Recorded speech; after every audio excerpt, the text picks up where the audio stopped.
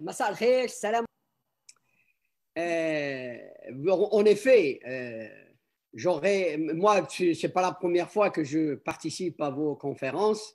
Et en effet, c'est vrai que j'aurais préféré être physiquement présent. Même d'ailleurs, sur la forme de la présentation, d'habitude, je me ramène avec une présentation PPT, avec des figures, des graphes, des choses comme ça. Bon, là, en visio, de cette manière, je pense qu'on va se contenter d'émettre un certain nombre d'idées et d'analyses. Et j'espère surtout que ensuite, le débat, les questions, nous permettront d'approfondir, d'éclaircir certains aspects qui n'auront pas été suffisamment clarifiés. Voilà.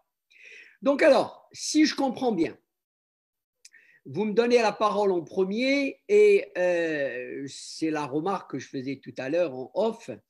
Il me semble que si votre sujet, c'est quand même d'abord la loi de finances 2021, évidemment, c'est vrai, vous avez raison.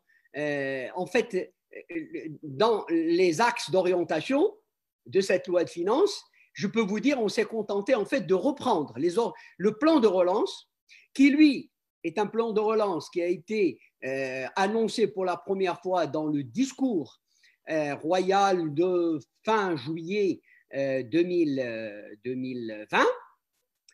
Et donc, la loi de finances a repris ces orientations-là. Et donc, c'est vrai qu'il y a une sorte de mixage entre la loi de finances en elle-même, mais la loi de finances en tant qu'exercice prévisionnel tout de même, et en tant que document prévisionnel pour les finances publiques, et le plan de relance qui, lui, annonce un certain nombre de mesures sur lesquelles donc on va revenir. Donc, ce que je vais essayer de faire dans le temps qui m'est imparti, vous m'avez dit 25 minutes, je vais essayer, il me semble que d'abord, évidemment, la première chose, c'est incontournable, on ne peut pas aborder un débat sans rappeler au moins l'état de la situation sur le plan économique, où on en est aujourd'hui. Quelle est la situation, notamment par rapport donc à l'évolution de la pandémie, etc.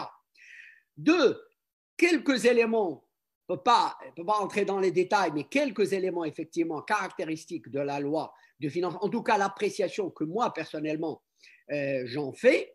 Et puis, troisième lieu, donc quelques éléments également aussi du plan de relance, et en espérant que donc après les autres collègues, les autres amis aborderont d'autres aspects, et puis on reviendra dans le débat sur les uns et les autres. Bien. Voilà. Alors, première chose, je pense, sur la situation générale.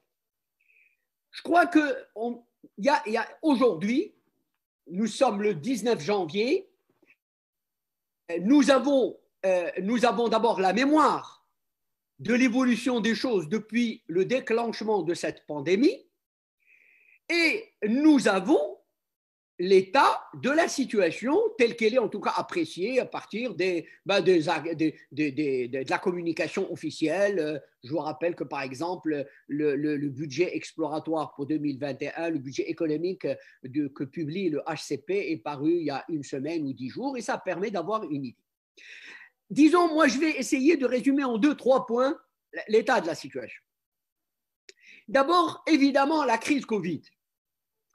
La crise Covid, eh bien, je pense que valeur aujourd'hui, elle s'éternise. Il est difficile aujourd'hui de faire preuve, par exemple, du même optimisme qui était de rigueur, justement, simplement au cours du début de l'été. Je vous rappelle qu'au début de l'été, tout le monde tablait à peu près sur une possible sortie de crise à l'automne. On sait aujourd'hui, malheureusement, que nous avons été, tout le monde en fait, a été trop optimiste, que le virus, il a la peau dure. On sait aujourd'hui que non seulement au niveau international, ça prendra beaucoup plus de temps. La vaccination prendra plus de temps, même s'il n'y a pas d'accident de parcours, comme malheureusement ça et là aujourd'hui, on commence à voir notamment les variantes qui imposent de nouvelles contraintes, etc. Même si ce n'est pas ça, la vaccination prendra du temps. Et aujourd'hui, les instances internationales, comme différents gouvernements, etc., personne ne se hasarde à miser sur avant le deuxième semestre, dans le meilleur des cas, avant le deuxième semestre de 2021. Au Maroc, malheureusement, vous voyez bien, on n'a pas besoin, je pense que tout le monde se tient au courant, tout le monde suit l'actualité. On n'en finit pas de compter les bévues, les couacs, un certain désordre. Pour ne s'en tenir qu'aux dernières prévisions, on nous a annoncé le début de la vaccination au milieu du mois de décembre, de manière officielle. Maintenant, le ministre de la Santé lui-même parle d'une possible sortie au printemps. C'est vous dire que s'il y a un mot, et vous allez voir son importance, s'il y a un mot majeur qui caractérise la situation actuelle, ce mot, c'est incertitude. Incertitude. C'est le maître mot qui fait que, valeur aujourd'hui, tout exercice prévisionnel se révèle forcément hasardeux. Très difficile de faire une quelconque prévision. Justement, pour déjà, par exemple, faire allusion à la loi de finances, je vous rappelle quand même que, évidemment, la loi de finances est fondée sur un certain nombre d'hypothèses.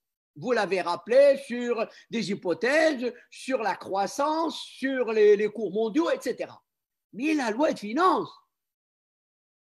est fondée sur une hypothèse majeure, clé, c'est tout simplement la maîtrise de la pandémie et la sortie de la crise, premier trimestre 2021. Premier trimestre 2021. C'est l'hypothèse clé sur laquelle l'essentiel des prévisions sont assises. Est-ce qu'aujourd'hui, je répète, valeur aujourd'hui, nous sommes le 19 juin, aujourd'hui, est-ce que quelqu'un peut raisonnablement prévoir que nous sortirons de la crise à la fin du premier semestre, ou même, je dis bien, de deuxième semestre? Donc, vous voyez bien la fragilité, la précarité des prévisions qui sont faites. L'incertitude brouille toutes les cartes. Je peux même vous dire, par exemple, vous saviez, il y a quelques mois, on parlait, disons, les différents scénarios de sortie de crise. Au début, on a parlé d'une sortie en V. Très vite, on a déchanté. Puis, on a commencé à parler d'une sortie en U. Et alors, vous savez que la sortie en U, tout dépend de la taille, de la distance du plateau. Le U peut aller long, le plancher peut malheureusement durer des mois ou des années. Et donc, vous voyez bien que ça, c'est le premier élément qui me paraît absolument fondamental et qui détermine tout ce que nous pouvons nous dire, y compris sur le plan de relance dont il va être question. Le deuxième point, qui est quand même également très important parce qu'il concerne les choix de développement.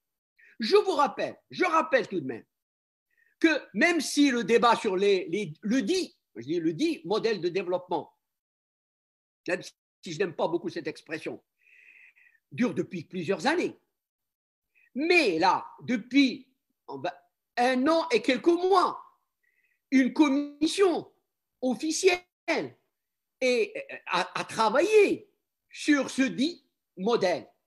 Et en principe, cette commission, elle devait présenter son rapport il y a déjà plusieurs mois. Disons qu'elle devait le présenter à la fin de l'année, disons au cours de ce mois de janvier précisément. Sauf que, alors, évidemment, on attendra la publication de ce rapport pour en parler. Mais, ce qui est certains, par rapport, encore une fois, aux prévisions que nous sommes en train de discuter, par rapport à ce qui est contenu dans la loi de finances, par rapport aussi au plan de relance. C'est évident que tout cela devrait, en tout cas, devrait dépendre des nouvelles orientations. Parce que cette commission, en principe, sa principale mission, c'est quoi? C'est justement de nous proposer de nouvelles orientations, de nouveaux choix majeurs. Ce n'est pas des choix de conjoncture, c'est de nouvelles trajectoires, de nouveaux choix de développement.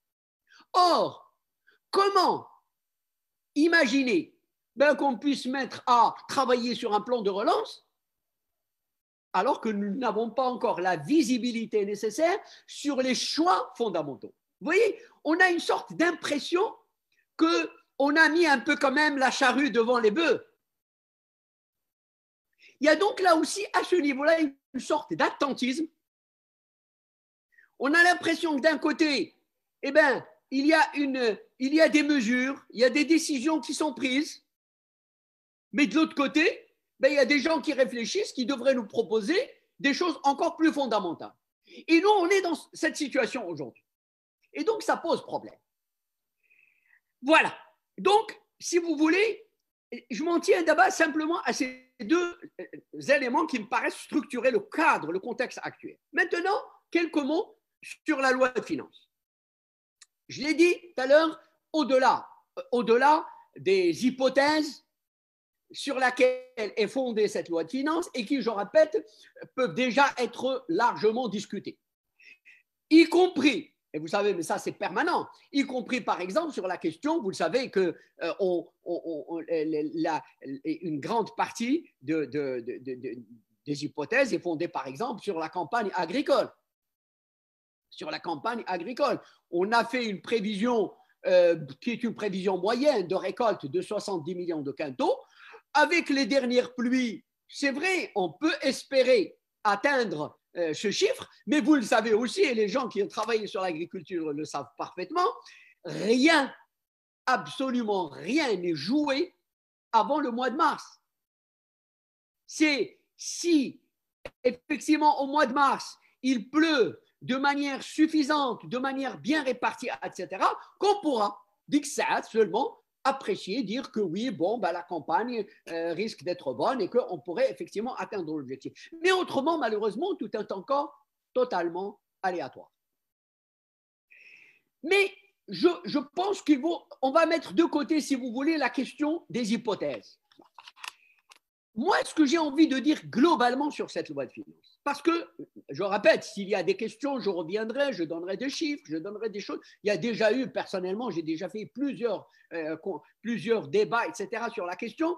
Donc là, compte tenu du temps, je vais essayer d'aller à une idée, en fait, qui me paraît essentielle. Je vais dire. C'est que, en fait, nous vivons un grand paradoxe. Parce que d'un côté, la crise Covid a mis en évidence un certain nombre de besoins fondamentaux et donc a suscité des attentes dans la population. Et alors, par exemple, pour être clair, la crise, d'abord, a mis en évidence un immense besoin de services publics, d'amélioration des services publics, à commencer bien évidemment par la santé, mais aussi par l'éducation, par la protection sociale, par la couverture médicale, par le chômage, etc. La précarité, ce sont des besoins, et d'ailleurs que seul l'État est en mesure de réaliser. Avec la crise, on a bien vu, tous les regards se sont tournés vers l'État, y compris ceux qui combattaient l'État, qui nous racontent depuis des décennies qu'il faut moins d'État, etc. On a bien vu, tout le monde s'est orienté vers l'État et la demande est une demande très forte pour que l'État intervienne et augmente les dépenses essentiellement pour répondre à ce besoin qui est apparu. Je reste juste à ce niveau-là. Donc, concrètement et très logiquement, tout le monde attendait que cet État répondent à cette demande de la société, à ces besoins qui sont apparus, ben, à travers la loi de finances, bien évidemment. Parce que c'est le budget qui est l'instrument à travers lequel l'État exprime concrètement sa politique. Donc déjà, dans la loi de finances rectificative de juin 2020, il y avait une forte attente. Rapidement, on a vu, tout le monde a déchanté, on n'a rien vu. Bref, je passe. Ensuite, il y a eu donc ce rendez-vous de la loi de finances 2021. Et donc, qu'est-ce que ça veut dire concrètement? On s'attendait, soyons clairs, on s'attendait à ce qu'il y ait une augmentation à la mesure de la demande exprimée. Une considérable augmentation des dépenses de santé, d'éducation, de protection sociale, etc. Et on a vu. Alors, je vous dis, si après on me demande, j'ai les chiffres sous les yeux, mais je vais vous, en quelques phrases, vous résumer en fait comment, en vérité, l'État, non seulement malheureusement, n'a pas répondu à cette demande, non seulement est resté très en deçà de cette demande, mais en réalité, il est resté enfermé dans ces vieux schémas dogmatiques, éculés, dépassés même au niveau international aujourd'hui, qui sont ceux tout simplement de la nécessité de préserver les équilibres macroéconomiques, veiller à, justement comme vous l'avez dit, à ce que le déficit budgétaire, même s'il, forcément, il dérape un petit peu, mais il faut qu'il reste dans des limites. Concrètement, qu'est-ce que ça a fait? Je vais vous dire l'équation finalement, comment l'État a réglé son problème, mais de la manière la plus classique. Comment? Quand on examine le tableau général d'équilibre de la loi de finances, qu'est-ce qu'on constate finalement par rapport entre 2020 et 2021? Ce qu'il y a eu d'abord de clair, c'est une baisse des recettes fiscales. Ça, c'est clair. Il y a eu une baisse des recettes fiscales du fait de la baisse d'activité, etc. Tout le monde comprend.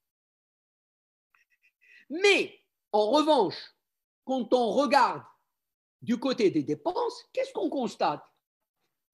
On constate une quasi-stagnation des dépenses. Moi, honnêtement, je ne comprends pas. Je lis ça et là des articles qui me disent mais l'État maintenant supporte un déficit budgétaire parce qu'il a augmenté ses dépenses. Mais enfin, regardons, je vous dis, j'ai les chiffres en face de moi. Les dépenses ordinaires, c'est-à-dire le fonctionnement, le service de la dette, sont passés de 254 milliards à 251 milliards en 2020 à 254 milliards en 2021. 3 milliards, 3 petits milliards pour une année aussi cruciale. Je vous rappelle que 3 milliards, c'est moins de 0,3% du PIB. Hein. Donc, soyons clairs. Malheureux, je veux dire même, alors on reviendra sur évidemment, il y a des artifices. On va vous dire, bien, les investissements par exemple, les investissements ont quasiment stagné. On était à 77 milliards, on est à 78 milliards. Je parle des investissements dans le budget de l'État. Mais évidemment, maintenant, on va vous sortir l'histoire. Ah non, ce n'est pas 78 milliards, c'est 230 milliards parce qu'il faut ajouter les établissements publics, il faut ajouter le fonds. C'est des choses qu'il va falloir vérifier sur place. Il va falloir voir ce que ça veut dire concrètement. On sait très bien d'abord, parce que, je vous rappelle, ça c'est les rapports de la Cour des comptes. Chaque année, la Cour des comptes nous dit par exemple que le taux de réalisation, parce qu'à chaque année, dès que tu le sais, chaque année, on nous disait, l'investissement public, globalement, c'est 190 milliards, c'est important, c'est considérable, quand maintenant on va nous dire 230 milliards. Mais après, quand on voit la réalisation, qu'est-ce que nous dit la Cour des comptes? Le taux de réalisation, c'est 60-70%, même s'il s'est un peu amélioré ces dernières années. Donc, ne vivons pas sur des prévisions qui sont chimériques, surtout dans le contexte de crise actuelle. Parce que si le taux de réalisation était déjà faible en période, disons, à peu près normale, on comprend qu'ils le sont encore moins en période de crise. Bon, donc, pour arrêter là-dessus, je récapitule. Les recettes fiscales ont baissé, mais les dépenses ont stagné. Très bien. Sauf que, alors ça, cette réalité-là a en fait dégagé un besoin de financement qui est record.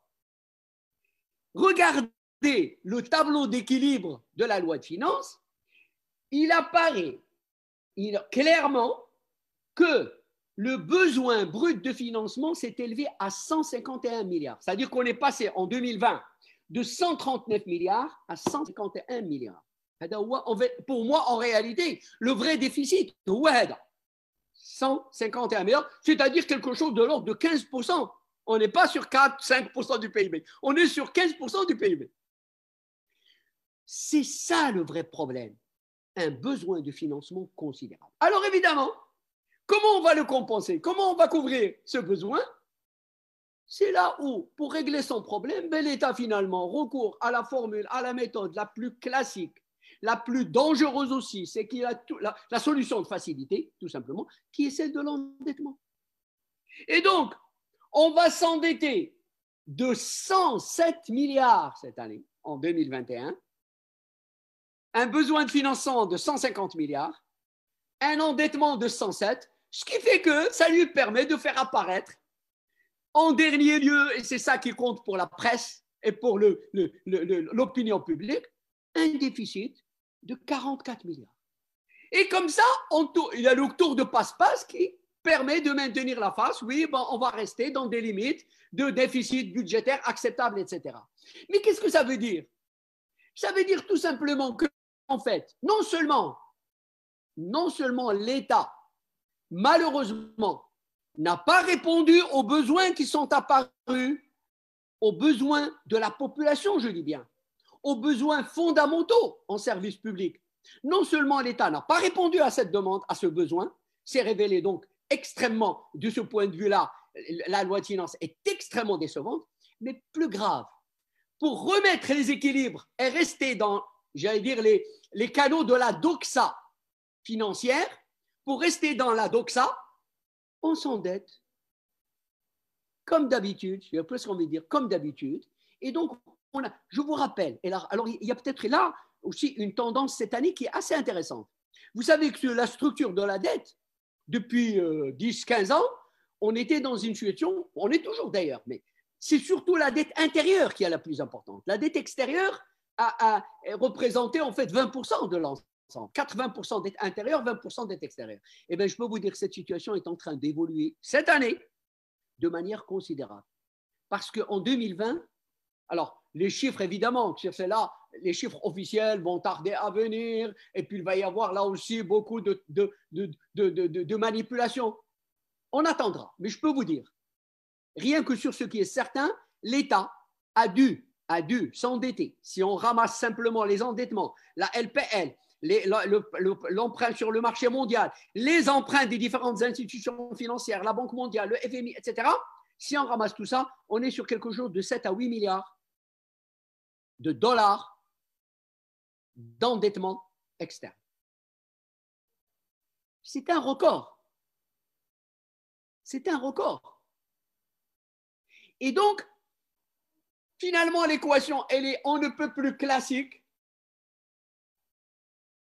On serre la ceinture, on s'endette et on laisse apparaître des comptes à peu près corrects. Voilà la manière dans l'État. Je reste malheureusement, je n'ai pas le temps de détailler, je reste très global, mais pour moi, la manière dont l'État a essayé de répondre à la loi de finances. Alors, si vous me donnez encore 5 minutes, je vais dire quand même donc quelque chose sur le plan de relance.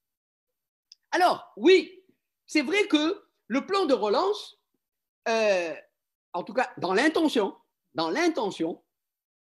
se veut effectivement quelque chose d'ambitieux par certains égards, je vais l'expliquer, et c'est intéressant. Il y a des idées intéressantes. Alors, concrètement, bon, je dirais il y a le plan de relance repose sur, allez, on va dire trois piliers.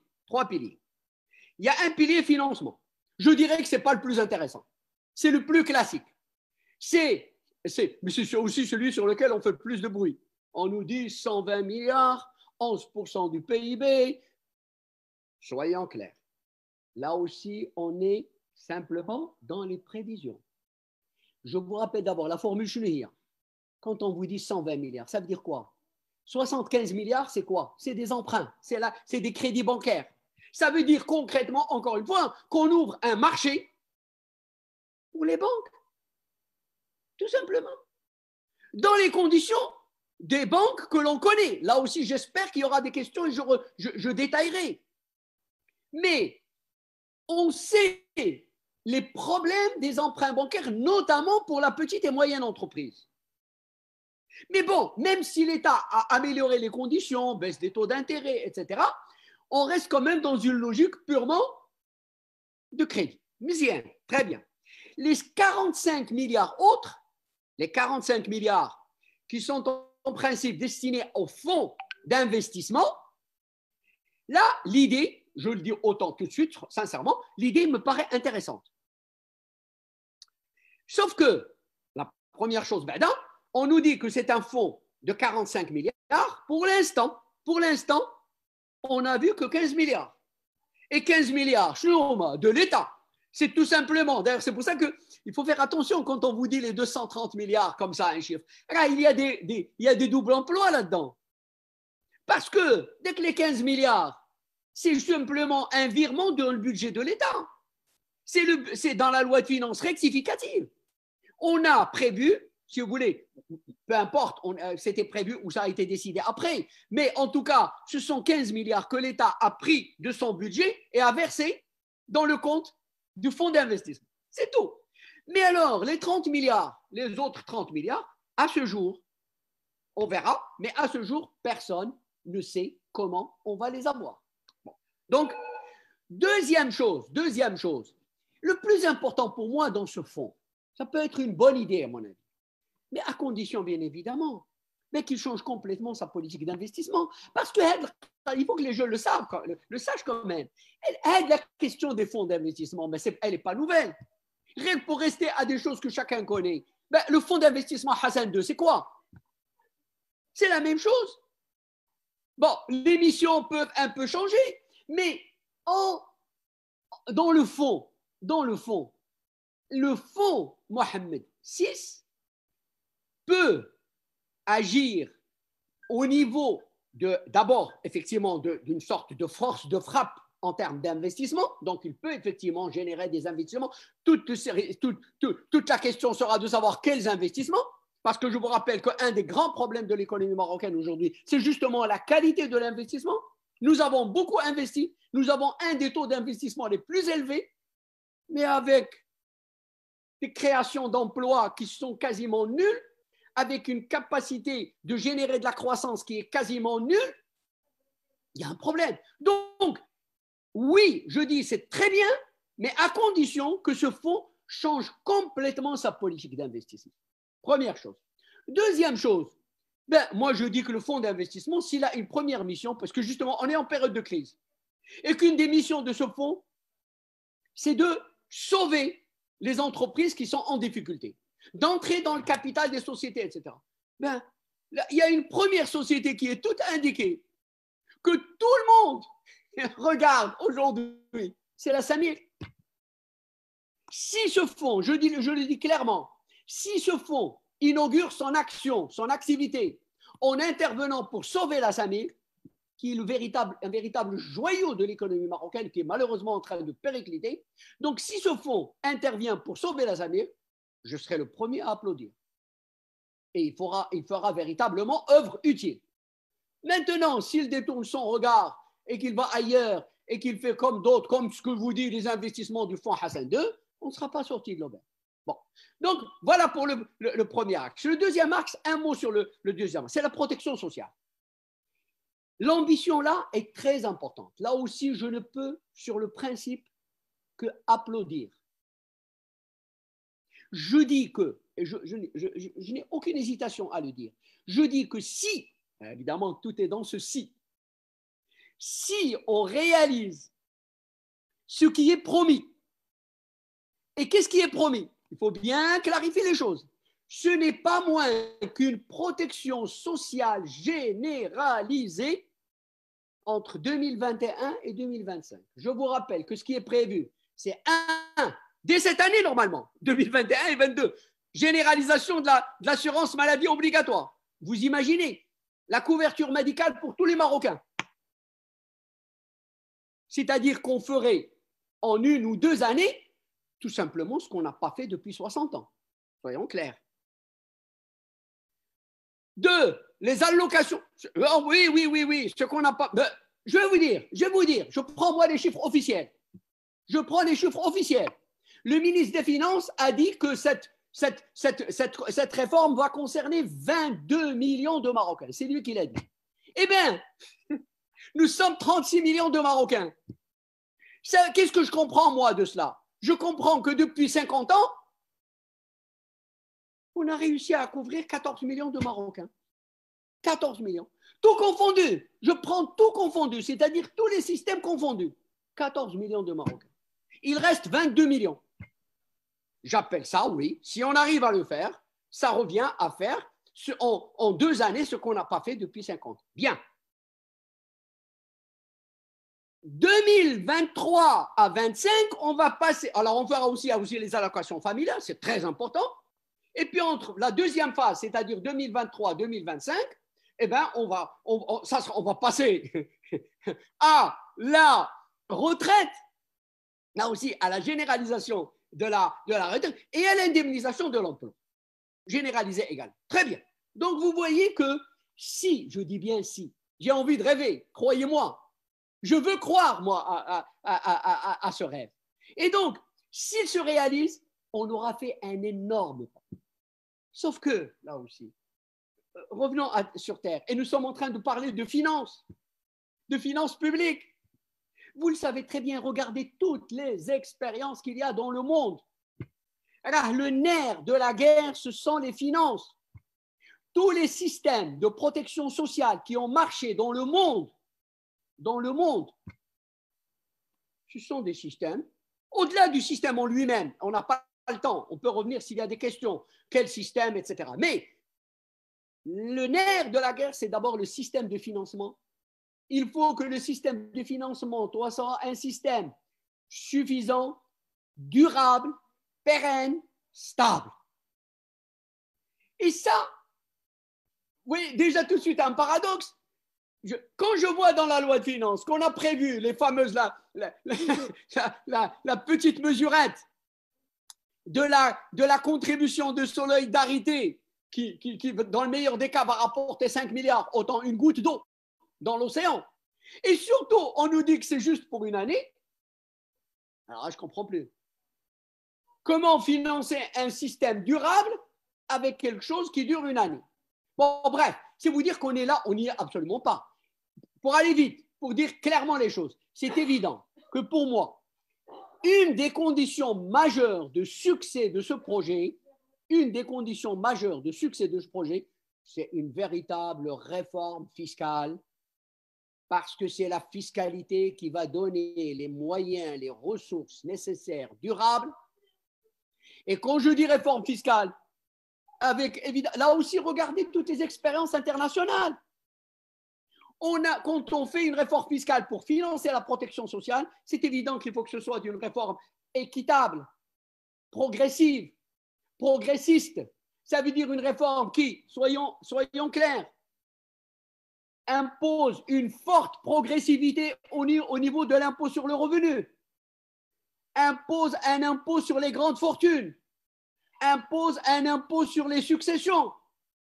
Ce sont là les réformes fiscales nécessaires qui vont de pair avec un système de protection sociale. Il faut que le système c'est un système de solidarité, mais il faut qu'il soit aussi financé à partir d'une logique de solidarité. Voilà. Donc, le deuxième. Un mot sur le troisième et j'arrête. Je suis désolé, mais vraiment, vous voyez tellement de choses à dire, mais j'essaie de résumer.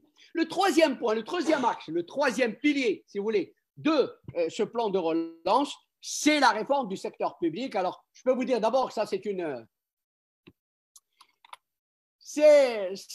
vieille histoire qu'on traîne depuis 40 ou 45 ans. Je vous rappelle qu'au début des années 80, on avait installé un ministère, un secrétariat d'État pour réformer le secteur public. Et on y est toujours. Bref, ce que je veux dire par là, bien sûr, là aussi, c'est la même chose.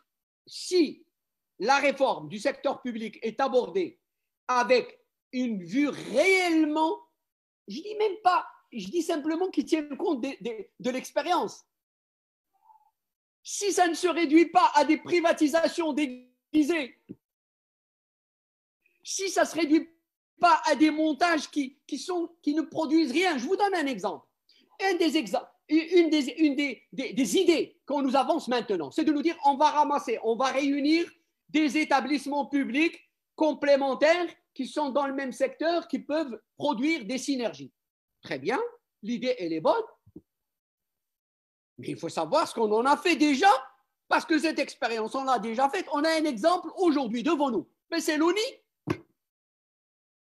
Ça fait au moins 7 ou 8 ans avec cette même idée. C'est de trouver les synergies, on avait fusionné l'ONEP et l'ONE, ce qui a donné l'ONI. Et ça fait quand même 7-8 ans, donc on a le temps de voir venir les choses, de voir comment ça s'est réellement réalisé. Mais qu'est-ce qu'on voit aujourd'hui? Allez voir, rien n'a changé. On a simplement juxtaposé. On a le seul changement palpable, il est au niveau du titre. Ça ne s'appelle plus l'ONI, l'ONEP et l'ONE, ça s'appelle l'ONI, l'ONEE, point barre. Et puis, oui, il y a un directeur. Mais c'est tout. Les structures sont restées exactement les mêmes, les administrations totalement distinctes, même, je peux vous dire, même les services sociaux, même les COS, les trucs, les œuvres sociales. Deux mondes qui coexistent sans exister ensemble. Donc, vous voyez, on a une expérience de visu. Si c'est ça qu'on veut encore multiplier, merci, merci. J'espère donc qu'on va prendre leçon de ces expériences, et qu'effectivement, réellement, on va faire des réformes qui méritent le cas. Je répète, sous des appellations qui peuvent tourner, on dit les formules innovantes, etc. S'il s'agit simplement de remettre des privatisations déguisées, alors ça sera très grave. Parce que malheureusement, là aussi, je vous dis franchement, moi je ne parle pas de manière dogmatique, je ne parle pas d'un point de vue idéologique, j'observe les expériences et je les vois. Et je ne demande qu'une seule chose, c'est qu'on tienne les leçons de l'expérience, qu'on retienne quelque chose. Regardez maintenant, aujourd'hui, nous sommes en 2021, mais chacun aujourd'hui, objectivement, peut constater que l'expérience des privatisations au Maroc a été une catastrophe. Regardez aujourd'hui, j'ai parlé tout à l'heure de la Samir, mais on peut multiplier la libéralisation du secteur des hydrocarbures. C'est une catastrophe. Donc, je peux multiplier les exemples, mais c'est pour vous dire que, et j'arrête là, vous voyez bien qu'à chaque fois, l'idée du plan de relance, les idées qui sont dedans, théoriquement, je ne peux que saluer. Il reste maintenant l'essentiel, parce qu'il ne s'agit pas de saluer et dire que c'est une bonne idée. Il reste l'essentiel. Sinon, l'essentiel, c'est mettre en œuvre les conditions de succès de ce plan. Et ça, évidemment, c'est une autre histoire. Merci.